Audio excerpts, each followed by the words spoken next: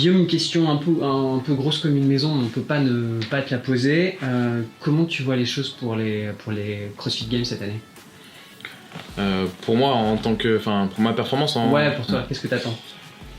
Moi déjà, là, ça va être les Open qui arrivent dans 15 jours, entre guillemets, donc ça va être la première, entre guillemets, échéance, qui va être, je pense, pas bien compliquée, parce que du coup, vu que le nouveau moyen de qualification, ils prennent 10% de l'Europe pour aller en quart de finale, et après en quart de finale, ce sera sur 4 à 5 jours, en fait, on aura des WOD un peu comme les Master Qualifiers, en gros, on se filme dans la box pendant 4-5 jours, on a un nombre de WOD à faire, on n'a pas forcément le temps d'y revenir comme aux Open.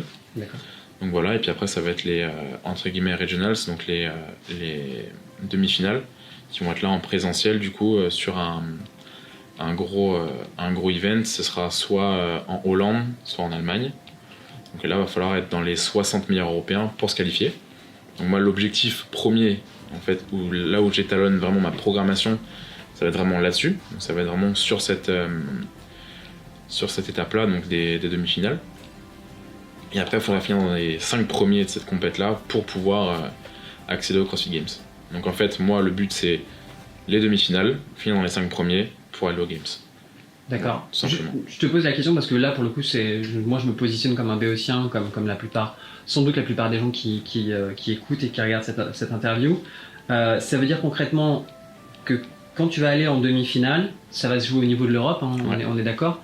Donc à la différence de ce qu'on a pu il y a 2 ans, c'est pas une sélection un peu injuste où par exemple il y a un contingent pour un seul pays, ce qui fait que s'il y a un autre garçon très fort, ça peut se faire à ton préjudice.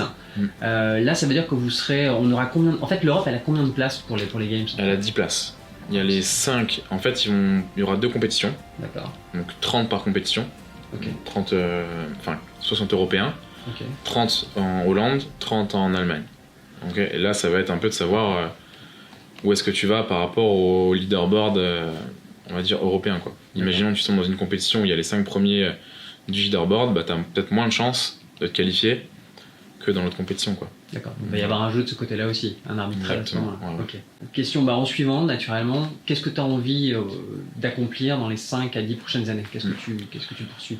Moi je poursuis, j'aimerais bien déjà juste d'aller aux Games au moins une fois, ça serait vraiment un bel objectif. Je dis pas que je vais y arriver, je dis juste que j'ai envie d'y arriver, c'est vraiment mon objectif de vie actuellement. C'est un accomplissement. Donc un accomplissement, aller au CrossFit Games et après continuer un peu à être là-dedans quoi, dans le CrossFit, dans les CrossFit Games, aller pourquoi pas aux Games tous les ans pendant 5 ans, ça serait vraiment vraiment cool. Ouais.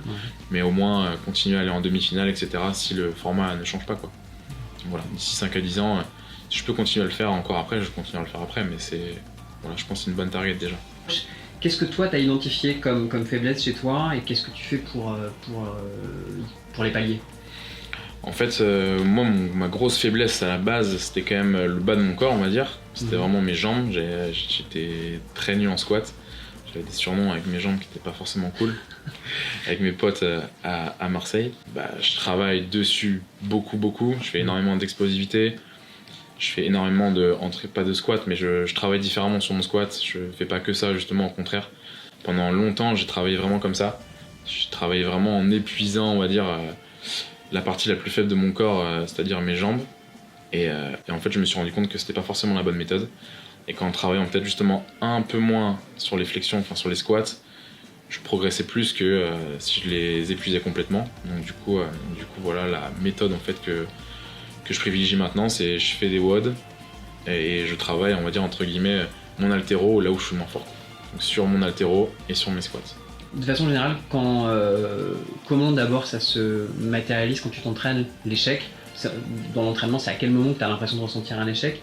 Et quand ça se passe, quand ça se produit, qu'est-ce que tu en retires? En fait, souvent l'échec qui survient, on va dire, pour moi en tout cas, c'est plus sur des barres, par exemple sur des barres d'haltéro. Je prends un exemple tout bête, par exemple le vendredi, t'as toute la semaine dans les pattes ou le samedi matin, et je sais pas, par exemple t'as un max ou alors des barres assez lourdes à faire en squat clean ou en snatch, et là la barre elle te paraît ultra lourde, et même tu vas avoir un échec, tu vas pas y arriver à avoir les pourcentages que tu pensais faire, que t'avais écrit quoi.